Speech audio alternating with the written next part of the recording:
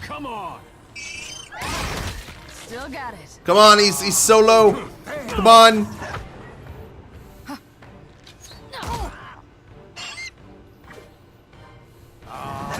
Didn't work. Leviathan.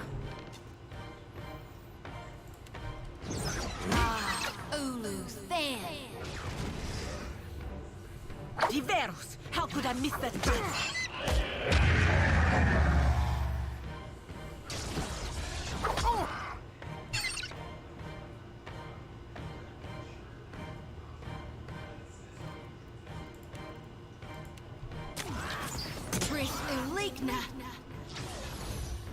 Not even close.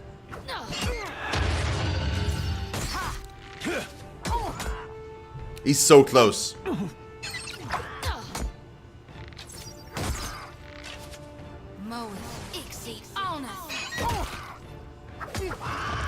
Yes! What now?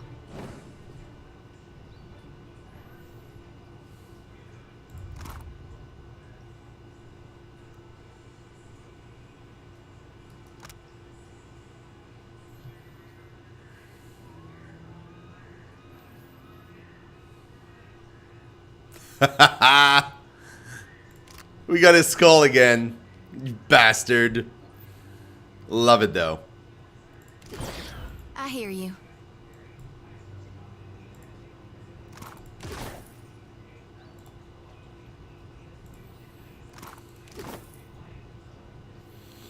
Okay, so the thing is, we need to destroy that thing. See that, Ishi?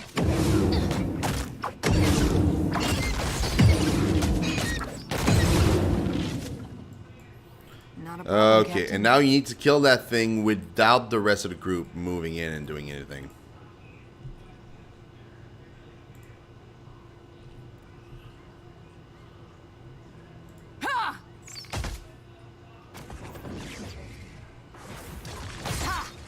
Lavaru beyond seek! Severely damaged. Nearly destroyed. Boom! You were saying? Oh man, we rocked that fight. That was amazing. Okay.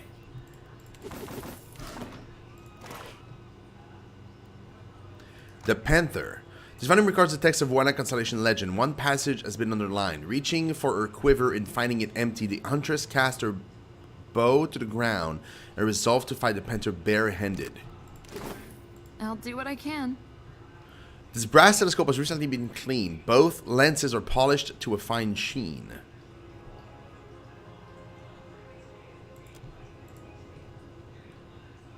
Hey, Clash, what's up, buddy? Look through the telescope. The glare of daytime sun prevents you from detecting any stars. You'll have to wait for night.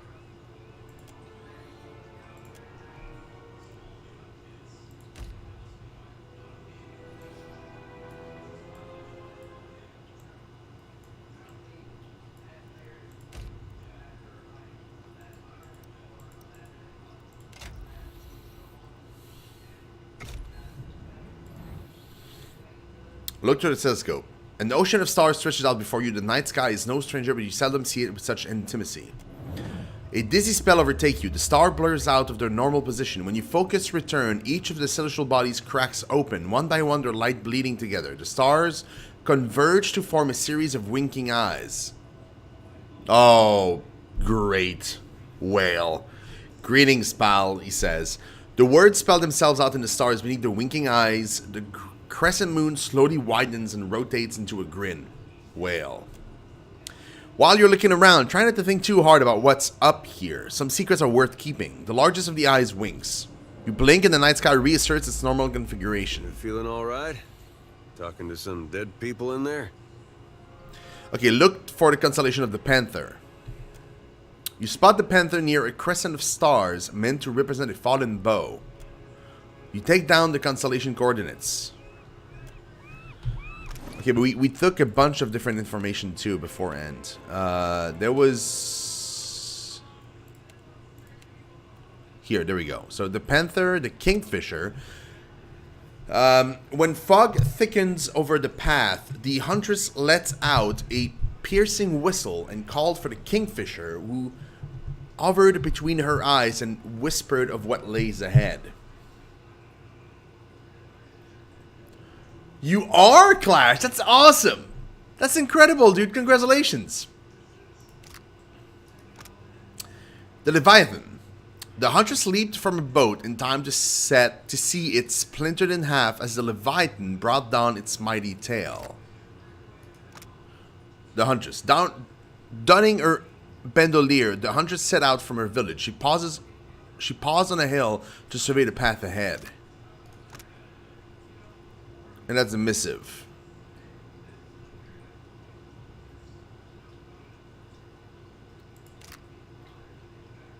So the huntress first, then what, the Panther?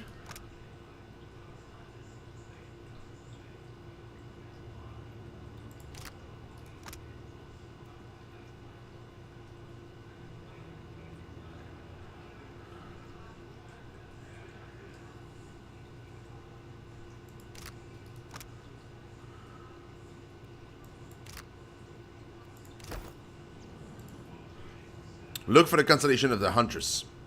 You spot the Huntress with ease, her bandolier of weapons standing out as a band of stars.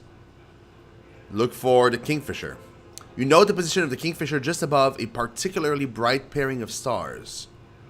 Look for the Leviathan. The Leviathan is positioned over a cluster of stars in the shape of a shattered canoe.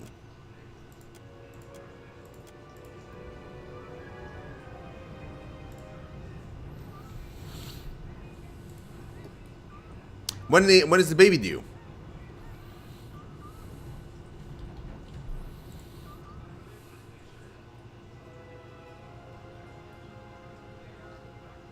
Enter the coordinates for the Huntress Legend constellations.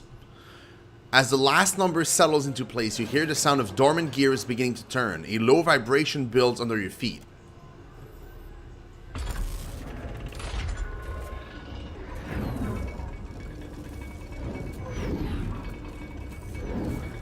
Uh-oh.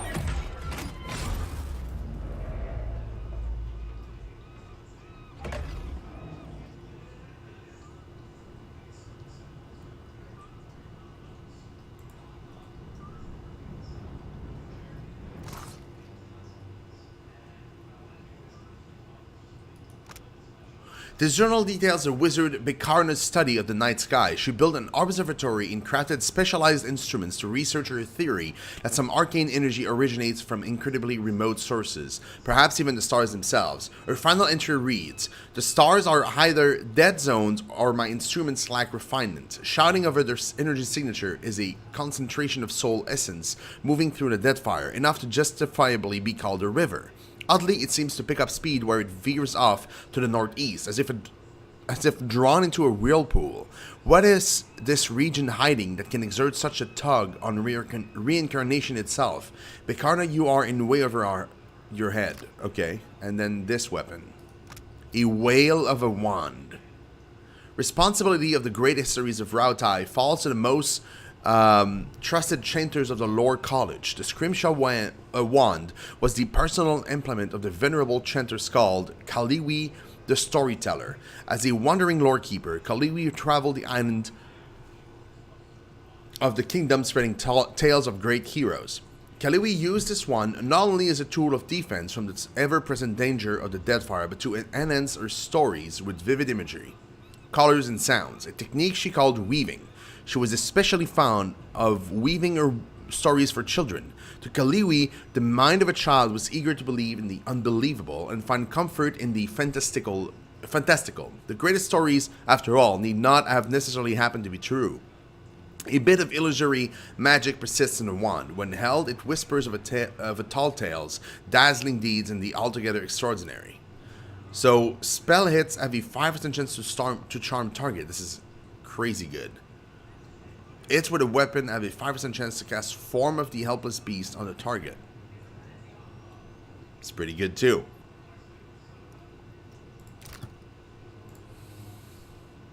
Fantastic Friend. Summon 2 young drakes.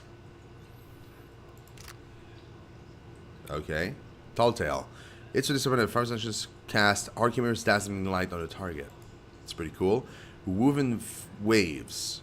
Crush damage. Water. Just a dream. Prevents a severely injured character's health from reaching 0 for a brief moment. That is a pretty cool wand. Speak freely. Not a problem, Captain.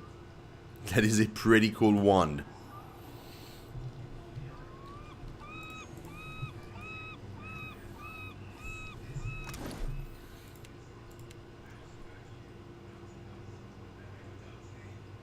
Eight fortitude? Wow. Okay. That's pretty good. 10% damage with ranged weapon.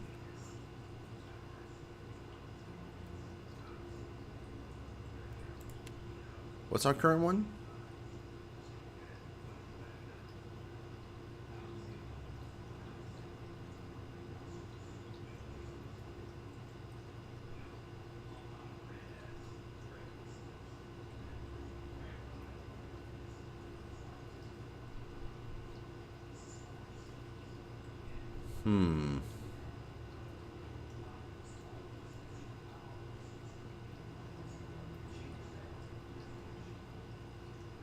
That's actually pretty good.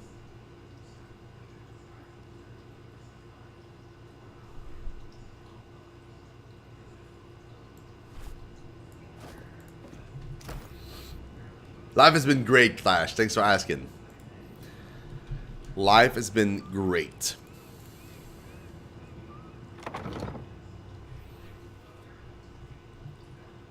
Sometimes in February. Dude, that's cool, man. I'm so happy for you, dude. That is so cool.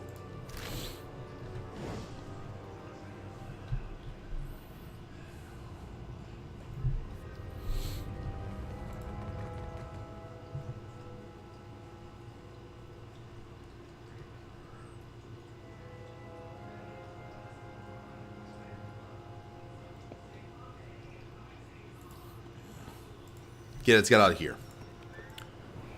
Okay.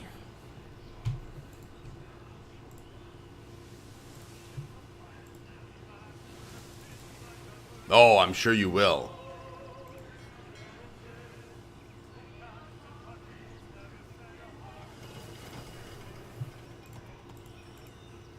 Look at that stuff. Hold on. The jungle grows increasingly dense as you travel east. The shade provided by the canopy above does little to mitigate the heat. Moisture and the perpetual choir of insects thickens the air. The path rises to a sharp incline and your legs ache as you ascend. Slowly the jungle thins and you find yourself atop a long ridge. Before you spreads a yawning chasm. It stretches from the mountains in the north towards the sea to the south, and you can't make out the bottom for the darkness. Curiously, a rope spans the divide.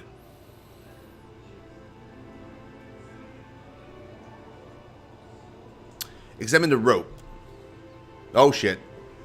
From the top of the cliffs, you can look back over the western expanse of the island. The Deadfire shimmers blue towards the horizon, the island of Kuaorikuhu, just visible to the south. You can't even make out the shuriken anchor in the distance. It's as if the entire eastern side of the island was forced up out of the ground, or perhaps the western half sank into the sea. To the northeast, a thin line of smoke rises from the jungle. I don't suppose you know what this place is. Her. The Yawning Chasm? Why don't you give it a name and see if it catches on? Maya shrugs. Okay, examine the rope.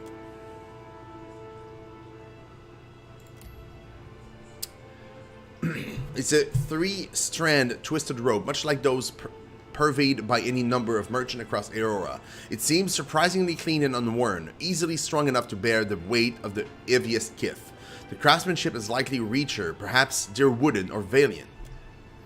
The divide is vast, a crossing would be strenuous and a fall fatal. Wow. Search the surrounding area.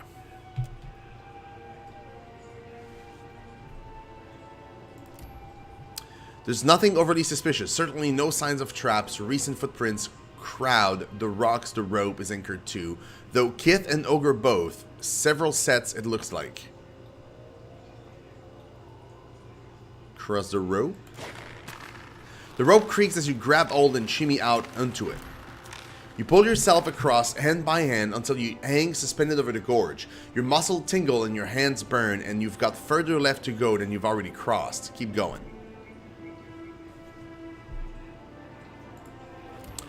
You continue across the gorge, your sweat dripping into the abyss below. At last you reach the safety of the far side. Beyond the canyon, the jungle opens into a broad field interspersed with huge fruit-dotted trees. The jungle continues towards the mountains to the north, but to the southeast, the Deadfire is visible above a sharp decline towards the shore. What draws your eyes, however, is the sight that rises before you. One of the trees, blackened and blistered by flames, hosts a number of Amawa-sized corpses suspended by the neck. Oh god. Lots of souls there, sure looking ripe for the reaping. Shooty's expression lights with a dark and covetous gleam. Hey, I'm not dreaming this, right? Look, if I wanted to see this kind of thing, I'd have stayed home. Eder, his mouth firm, diverts his attention to the ground nearby. Nearby movements and voices grab your attention. You see, of all people, 4 members of your crew standing around the base of the tree. We should bury them. It's what they'd want, and what the gods demand. Sure, Ishizu answers. Right after we finish going through their pockets. They don't have pockets, Batya says, strictly speaking. Oswald frowns up at the tree. Is anyone else worried about who did this? It clearly wasn't Beast or Kith. You're suggesting an ogre wouldn't hang a bunch of corpses? Ishizu asks. Because these looks like ogre's prints to me. Eyes wide, Alette snaps to attention. Captain, what are you guys doing out here? Yoshizu coughs. We were out gathering supplies for the shurikens, Captain, just as we always do when we're docked. The hand points at the tree, and this seemed worth investigating. How do you even get out here? Butcher looks slightly flummoxed by the question. Hey, there we go, flummoxed again. We're sailors, Captain. Climbing is part of the job. Besides, Yoshizu chimes in. There was a rope. The line over the gorge wasn't yours then. Clash! Thank you so much, host. Do appreciate it, man. No, Captain, Oswald answers with a shake of the head. I doubt any of us even own a rope that doesn't belong to the shuriken. I own a rope, Yoshizu grumbles. It's 8 feet long and in fine condition, thank you. Those aren't supplies. They are corpses. Cut them down and give them a proper... No. Find anything interesting? Arms crossed, Yoshizu frowns at the ground. Not yet. We haven't been here long enough to take a good look around. That's not entirely true, Oswald says. Look at the wounds on these folks and the rope used to string him up. It all suggests raiders from the Eastern Reach. Yoshizu sighs. There you go again, showing off for the captain.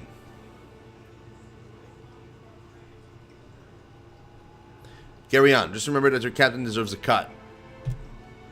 Batya salutes. Aye, Captain. You move towards the tree. Vultures perched among its branches peer down at you like judges presiding over a court. Hey, Luna, what's up? It's pretty good. It's pretty darn good. Yeah, it's pretty good. Search the area.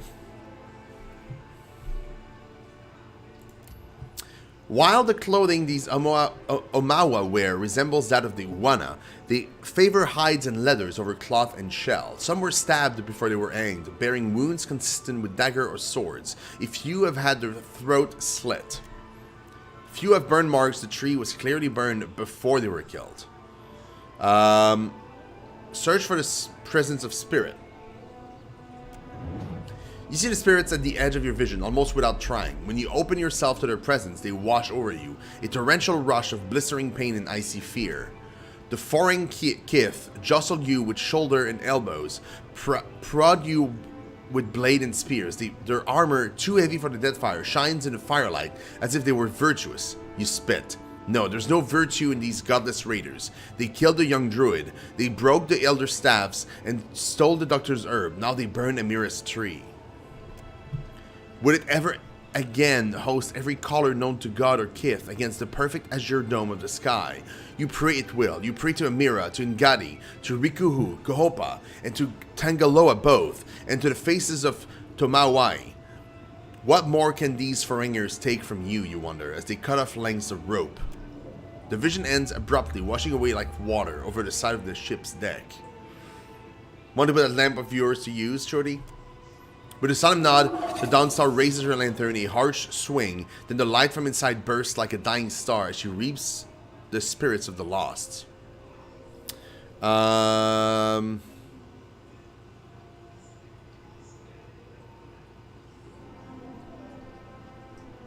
don't know if they prefer to be burned or entered.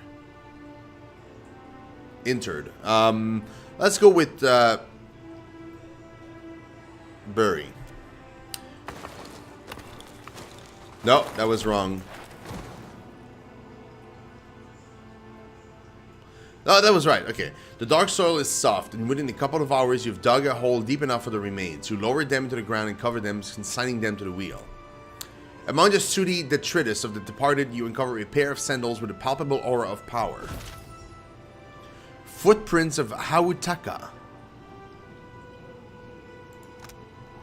These humble sandals once belonged to the Rautai priest Ahutaka, who kept no home and had no family. He chose a life of self-imposed exile, wandering the lands of Eora to heal the sick. He would aid anyone in need with no regard for their allegiance or past deeds. Shunned by the aristocracy and elites wherever he went, Ahutaka ministered in the slums and brothels. He passed no judgment and offered only peace and acceptance. He was often observed after battles, tending to the wounded and comforting the dying on both sides. This eventually drew the ire of a victorious commander. If the vagabond priest wanted to preach to whores and degenerates, that was fine, but heeding the commander's enemy was a step too far. The commander ordered his troops to execute the meddling priest where he stood. When none of his men proved willing to carry out the order, the commander drew his own blade and struck Ahutaka down. According to legend, Ahutaka used his dying breath to offer his killer forgiveness. Aww, that's cool. Leave the tree. You cross the clearing, leaving the morbid tree behind and re-enter the jungle. A collapsed coal mine? Uh-oh. Okay, Luna. Thank you so much. In the distance, you spy a mine set into the side of a hill. Its entrance just barely peeking out from between the trees. Hike up to the mine. As you near the mine, a loud explosion rocks the ground. A flurry of terrified birds bursts from nearby trees, and a massive cloud of dust rockets out of the cave mouth. Uh-oh.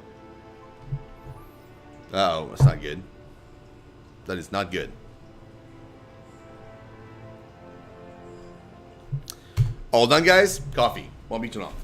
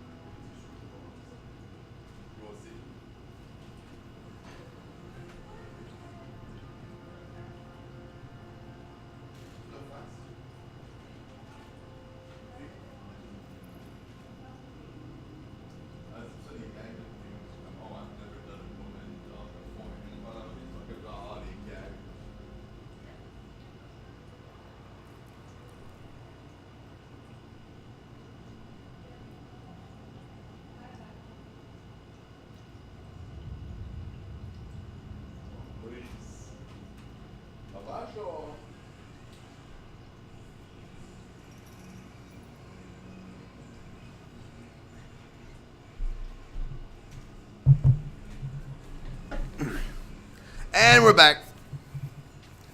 Apologies for that, guys. Needed to get some more coffee. The Leviathans must be mad to store this much gunpowder beneath them. Wow, that's gonna be intense.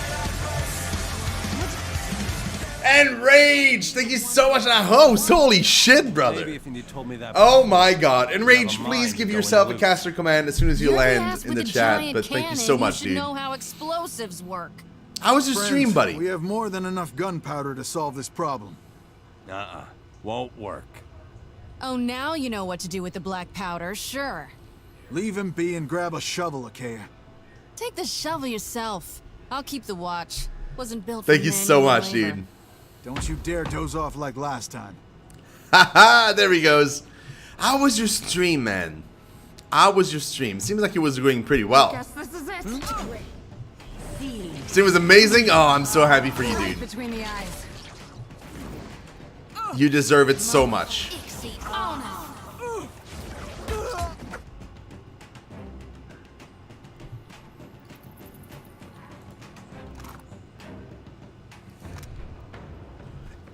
Achaia's Arcane Blaster. That's that a pistol? Yeah, that's a pistol. The wizard Achaia created this strange weapon in an effort to combine the advantages of a firearm with those of a wand. While she was no gunsmith, Achaia reasoned that by simply pouring magical energies into the pistol mechanism, she could attain the desired result. She was successful in her effort, and the resulting weapon exceeded her expectation. Legendary, dude.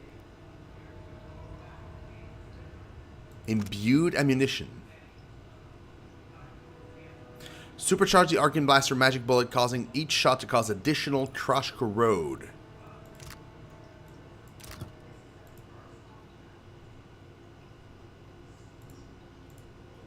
Force? Oh, knockback and interrupt. Or fractured bullet. For a shot to split, firing 2 projectile. 5% chance for a shot to split, firing 3 projectile. Dude, that is a crazy good pistol. If I was using pistols, There's always a way. that would be amazing. The twisted remains of the mine tracks glint deep in the darkness below.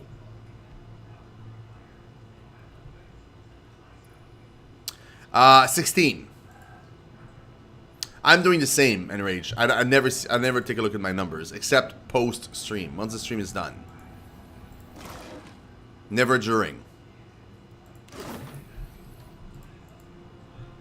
Even when it goes well. Like, even if it's a super good stream, I don't... These furs are ranked with the smell of mildew in unwashed bodies. Ugh. I'm sorry, but you have to be... Trouble up ahead.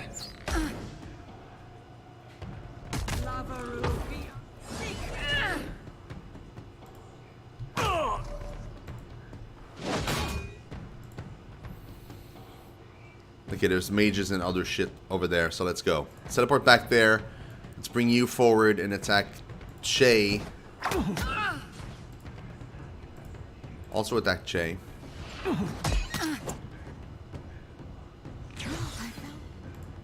Something...